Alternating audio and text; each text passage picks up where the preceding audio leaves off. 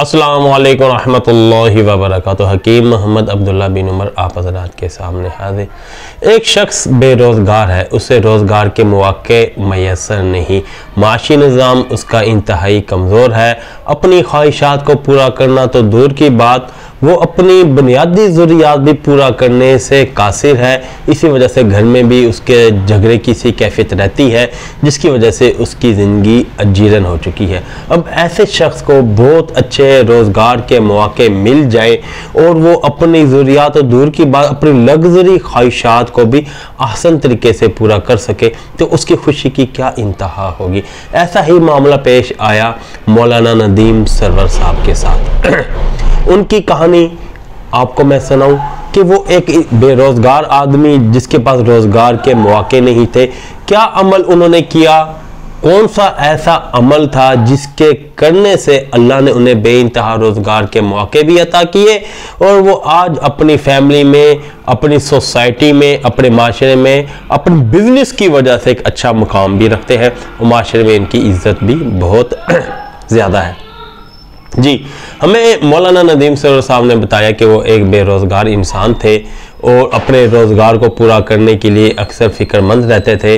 اپنے گھر کی ضروریات پورا کرنا ان کے لیے آسان نہیں تھا بلکہ مشکل سے بھی ناممکن تھا۔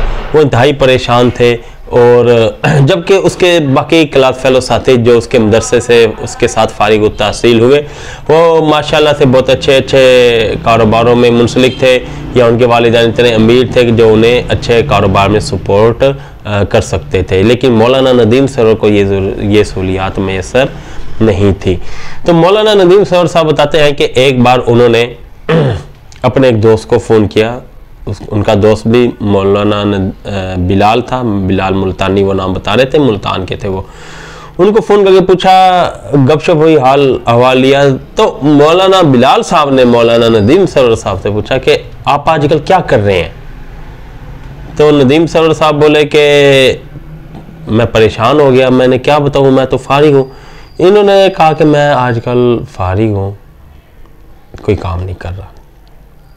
تو مولانا بلال صاحب نے کہا ماشاءاللہ سبحان اللہ، آپ کو تو اللہ کی بہت بڑی نعمت میسر ہے، آپ کو فراغت کی نعمت میسر ہے، ایسی نعمت سے تو لوگ ترستے ہیں، آپ تو خوب اللہ کے ذکر کا موقع ملتا ہوگا، آپ تو خوب تلاوت کرتے ہوں گے، نوافل کی کثرت ہوتی ہوگی ماشاءاللہ، تسبیحات بھی آپ کی پوری ہوں گی ماشاءاللہ، آپ تو بہت لکی مین ہے۔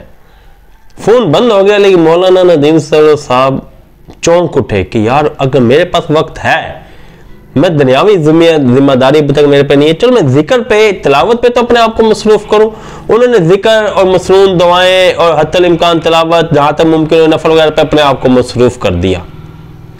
اللہ نے ان کے لیے روزگار کے مواقع کھولنے شروع کر دیے صرف دین کی برکت سے، اپنی مصروفیت کو اللہ کے نام کر دینے کی برکت سے اللہ نے ان کے لیے روزگار کے مواقع کھول دیے۔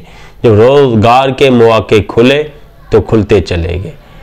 آج مولانا ندیم سرور صاحب شہد کے اپنے علاقے کے بہت بڑے ڈیلر ہیں، ان کا فینسی برڈ کا بہت بڑا الحمدللہ بزنس ہے کہ میں ان سے بہت متاثر ہوا، اور اس کے علاوہ پراپرٹی وغیرہ میں، کنسٹرکشنز وغیرہ میں بھی وہ انویسٹ کرتے رہتے ہیں اور معاشرے میں ایک اچھا مقام رکھتے ہیں۔ بے روزگاری سے روزگار تک کا سفر آپ کی روحانی طاقت سے بہت اچھی طرح طے ہو سکتا ہے۔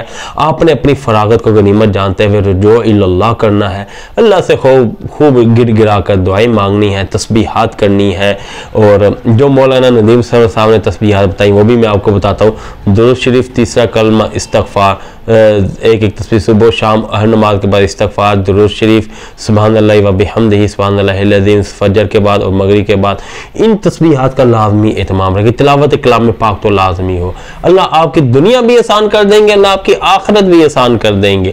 ہمارا مشاہدہ مولانا ندیم سرور کا واقعہ آپ کے سامنے ہے، کسی دن ان کے پاس فراغت ہوئی تو ان کو بھی اپنے مطلب میں دعوت دوں گا اور آپ کو بھی آپ کی بھی ان کے ساتھ ویڈیو کے ذریعے ملاقات کراؤں گا۔ تو میں یقین رکھتا ہوں، آپ پہ بھی امید رکھوں کہ اب آپ بھی اپنی فراغت کو غنیمت جانیں گے، اسے اللہ کے نام کریں گے، اللہ آپ کے دنیا و آخرت کے تمام مشکلات کو اپنے فضل سے آسان فرما دیں گے۔ اگلی ویڈیو تک اجازت دیں، اللہ حافظ۔